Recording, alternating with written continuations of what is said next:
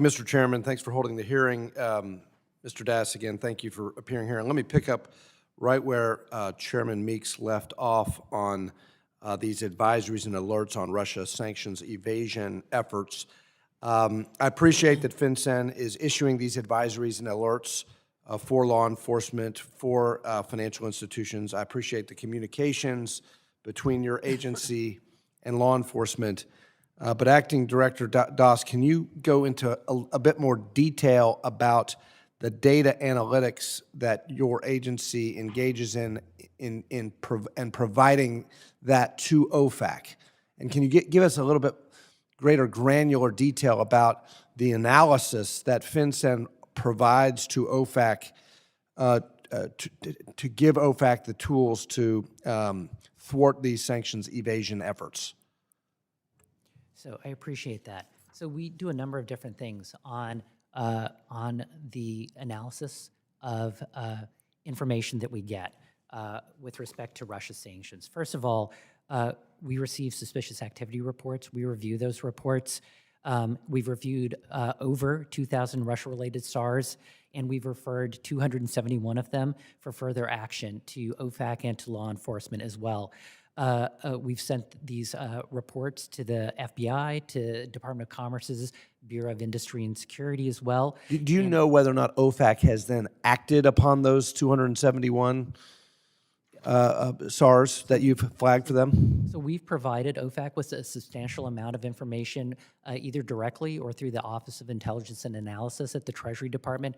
We are aware that they review that information very carefully, and they've acted on that information in the context of their designation. Do they report back to you, hey, this has been helpful, we've now closed a sanctions evasion loophole or effort? So we remain in close communication with OFAC. We're part of a working team in terms of ensuring that OFAC has the information that we're seeing and that we can engage with OFAC in terms of the sanctions designation, how they're using it. In terms of the short answer to your question is yes. They do use our information. It has been used in sanctions designations, both in the context of Russia and in many other contexts as well. Okay, great. Keep up the good work there. FinCEN is asking Congress to authorize a sixth special measure, which would allow you to block fund transfers on a transaction-by-transaction basis, including for digital assets. However, special measures 1 through 4 appear to be rarely used, and FinCEN has often rescinded proposals to impose the fifth special measure against foreign financial institutions. Less than 2 years ago, you voluntarily withdrew a fifth special measure designation against Banco Delta Asia, which had been tied to North Korean money laundering. Why should Congress grant FinCEN a new sixth special measure to go after digital assets when the effectiveness of the first 5 special measures is unclear? So thank you for that question. Again, we're very focused on the use of our Section 311 authority, as well as the authority in Section 9714 of the NDAA from 2021, which includes a special measure 6. Section 311 was enacted in a time when most financial relationships and transactions were done through the traditional banking system, where there are traditional correspondent account relationships. Nowadays, cross-border transactions often include money services businesses, payment systems as well, foreign exchange houses, as well as cryptocurrency.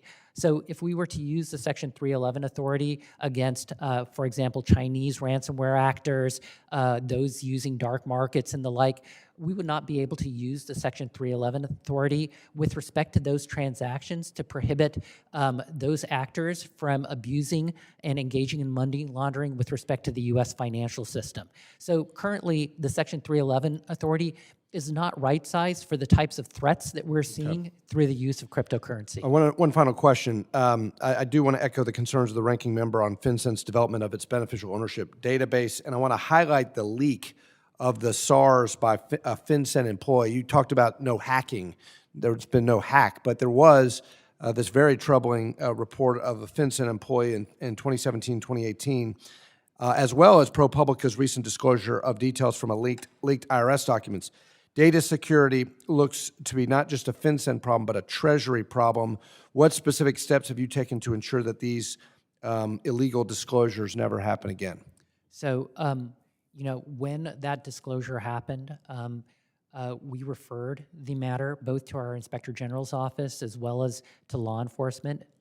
That individual was removed from the premises, detained, prosecuted, and served time.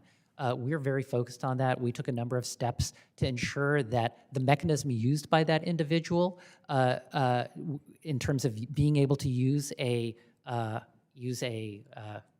is it called? A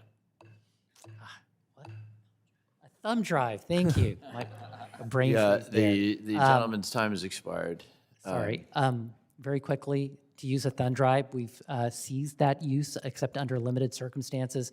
And again, we have a robust internal security program to ensure that the database is used properly. Thank you. Thank you. Gentleman's